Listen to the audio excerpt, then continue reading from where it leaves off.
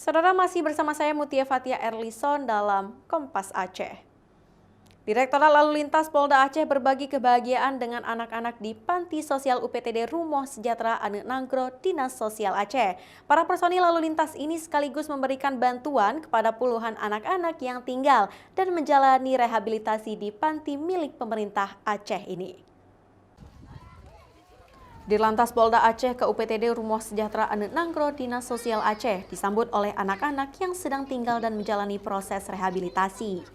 Kunjungan ke panti sosial ini bagian dari program sosial kepedulian terhadap anak-anak yang membutuhkan.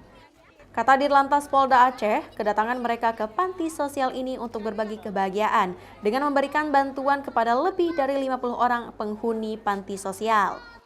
Bantuan yang diberikan berupa uang tunai dan makanan yang langsung diterima masing-masing anak panti. Menunjukkan kepedulian kita terhadap anak-anak. Jadi kita ada sedikit berbagi kepada anak-anak ini. Mudah-mudahan kita sering mungkin kita bisa datang ke sini, Pak.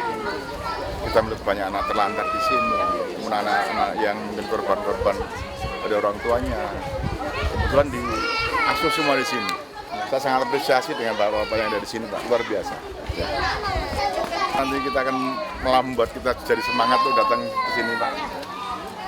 Insya Allah bukan hanya tempat sini saja, nanti kita juga akan, kita sudah sering juga, Pak, ke tempat-tempat yang lain, Pak. Kita melihat juga, jadi sering, alhamdulillah ada sedikit berbagi dengan mereka. Program kunjungan sosial ini merupakan program rutin dari Ditlantas Polda Aceh dan bentuk nyata pelayanan kepada masyarakat, serta bagian dari kegiatan edukasi dan sosialisasi terkait keselamatan berlalu lintas kepada anak-anak panti sosial ini. Mustajab, Kompas TV, Aceh Besar.